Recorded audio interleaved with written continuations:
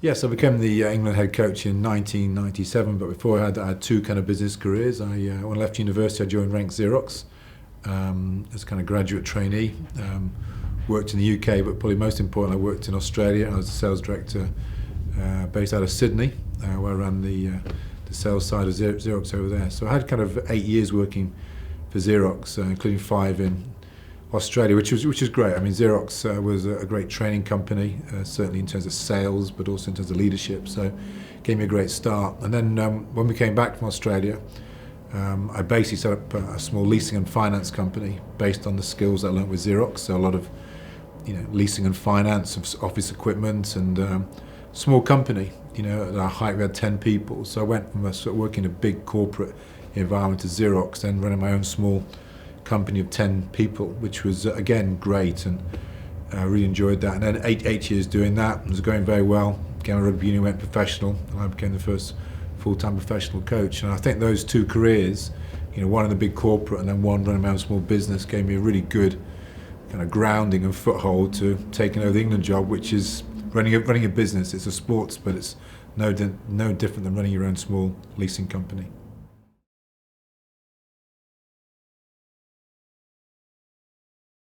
I think this lovely word respect and trust is absolutely key in terms of leadership. But the key thing to stress, you don't demand those. You can't get those just because you become the leader. So just because you become the head coach of England, or you become a sales director at Xerox, you've got to earn this thing, trust and respect. And quite simply, it's the quality of your actions. And I've always thought from a rugby point of view as a player that you can't pull the wool over these guys' eyes. They know what's going on. The same in business.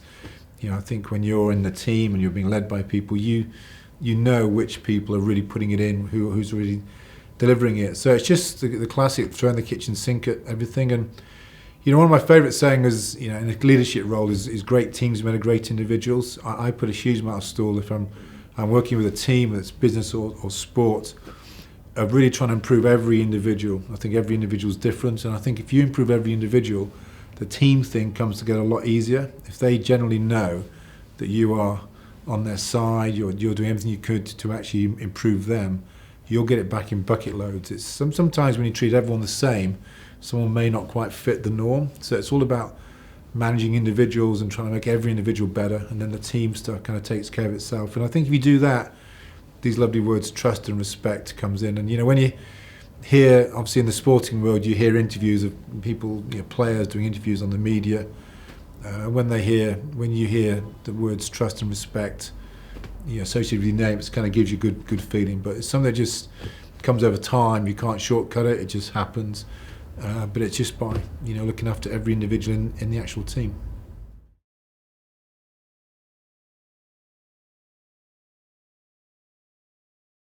Oh, I think that's very straightforward. I think leadership, again, it's what it actually says. You're there generally to lead, meaning you fundamentally are in charge of the team. The team will take the whole kind of the way they operate from you. I think that most teams will represent the personality, the characteristics, the drive of the leader. You are there to really, throw the kitchen sink at it, trying to find every opportunity to actually get advantages and win. I think management is more putting in processes that are already in place. Maybe tried and trusted. You're there to manage a process. I think leading is to try and take that to a whole new level. Always trying new things, moving forward, and really putting your head above the parapet. I think it's very easy to sort of be a little bit intimidated by certain situations or not trying things for fear of failure. I think leadership, you fail at times. There's no doubt about that. So. Famous saying, it's lonely at the top. It is, sometimes, especially when it goes wrong, and you kind of look in the mirror and go, why on earth did I do that? It's been crazy. But looking back now, you're probably not, because you got to try these things. I also think when I'm interviewing people for leadership positions, it's sometimes good to see a bit of a roller coaster CV. Sometimes people who've failed at doing things, it makes you stronger going forward. Then when they get a chance again, you never have a CV going like that in leadership. You kind of usually go from there to there eventually, but on the way you have big setbacks. It's how you manage those setbacks. And I think in a leadership role, you're there to actually make sure people are trying things out. And management, is less about setbacks. It's more about just delivering a process and making sure you deliver results.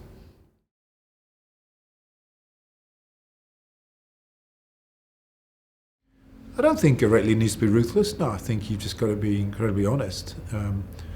I think, and I can see it on both sides because I've been in teams and I've had good coaches, bad coaches. I've been in Xerox, so I've had good leaders, bad leaders.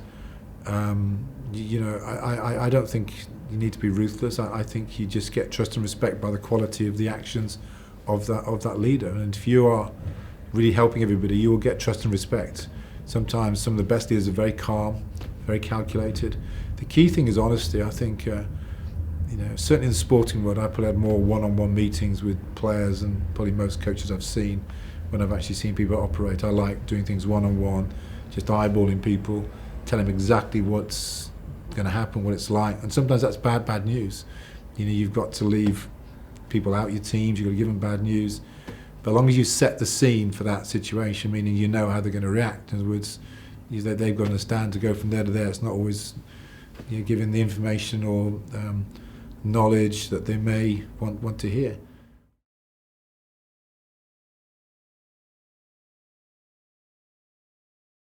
Yeah, there's lots of words around. Marginal gains very much came from British cycling. It's kind of the small things all add up and make a difference. When I was in charge of England, we called it doing 100 things 1% better. So it's all the 1%ers that was really important. And I do believe in that.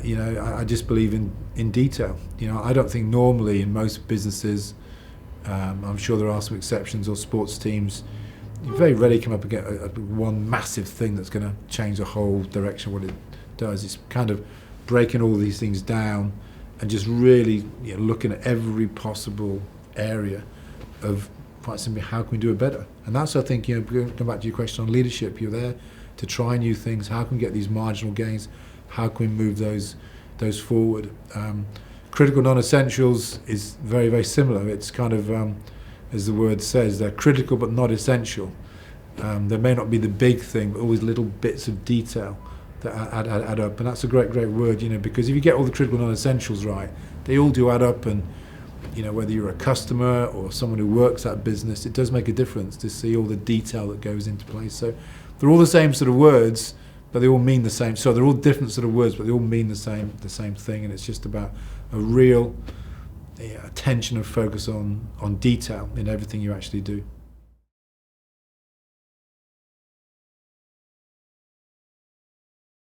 I think success can come in many forms. I think success in sport, it is about winning, and there's no qualms about it. You can there's two kind of signs of success. You can have winning and you have performance. People often talk about, it's all about performance. I think it's all about winning. You tend to find if you lose a game of rugby, it's about performance. If you win a game of rugby, it's about winning. So you can sometimes get a bit confused in that. But success to me was always winning. But it's also knowing, and only you know that. If you look in the mirror and you absolutely know you've thrown the kitchen sink at something over, normally a period of time, you kind of say, okay, well, it doesn't go our way today. Life will go on. Where I have real issues with myself, and you kind of beat yourself up, is that if you kind of know that you did cut a corner there, you took a shortcut there, you didn't quite get that done. Could be for whatever reasons, could be something that's technological like budgets, or you didn't get the right people. That drives me nuts, because that's your job as a leader, to actually make sure there are just no excuses. If you can generally look in the mirror and your team and go, well, there's absolutely nothing else we could have possibly done, you can kind of live with yourself. And if you lose a game of rugby or you lose a big deal in business, life goes on. If you know you've actually cut that corner and then you get beat, that to me is inexcusable. And that's the sort of people you want in your team as players, or your other support staff. You want the people with the same mind. And if you throw a kitchen sink at it, you tend to win.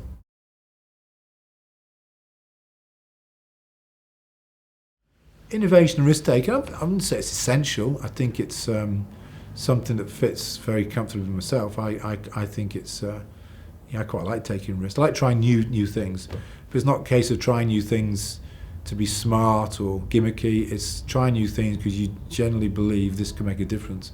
Sometimes you get a smack in the face, it doesn't kind of work. But I think if you test it out properly, you tend to get ahead of the game most of the time. But again, it's making sure your team are prepared to kind of try this, take the risk, knowing if we really want to get better, we do have to try sometimes, and it'll be a little bit different. So personally, I kind of like risks. I like risk taking, not recklessly, but just because I think that's how you improve your team. You got to try it. We weren't. One of our favourite sayings was always just know if onlys. We're not going to be sitting here in a few months' time or a few years' time and going, if only we'd done that, if only we'd done that. You just something got to try it and say sometimes you get a bloody nose, but it's you look back and you chuckle and think, well, at least we tried.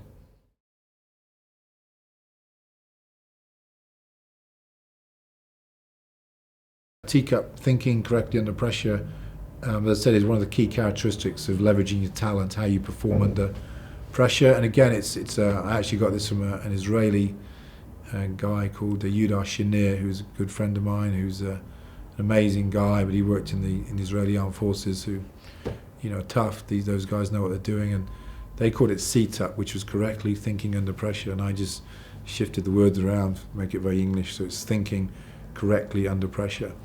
And and the key word is correctly. So when this pressure thing kicks off, and think of whatever it is in your world, are you able to make the correct decisions at that moment in time? And quite simply, and this is backed up by all the data, if you come across something that you've not necessarily experienced before, but at least you've thought through what you would do, how you'd handle it in that situation.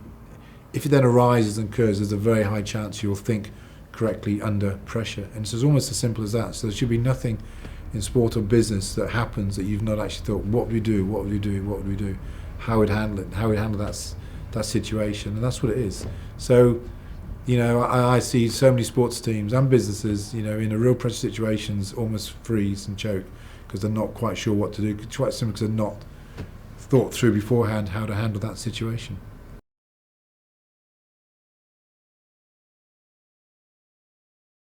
Well, there's many really, but I've got a whole range of topics. So what I like to think is we always speak to the client in a lot of depth to try and find out what they're trying to get out of a conference and with my presentation. So I don't go in with any one standard pitch. The only thing I'd say to anybody who I work with is it's never theory. I'm not here to go through concepts or ideas. It's totally hands-on.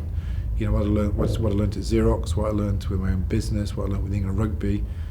I was director of sport for Team GB for eight years, and what I'm doing now, building this bit of software, I do a lot of work with companies behind the scenes now. So it's totally practical, hands-on in terms of what I talk about. But I can cover most subjects from leadership. I'm especially interested. We've got a new talk now called Never Learn Alone, based on how I coach the rugby team, based on the software. All about how group learning really allows you to move forward quickly. So, but we can adapt to any topic that we are given the opportunity to speak about. I think that's the key. So, hopefully, people who hear me more than once don't hear the same things ever twice.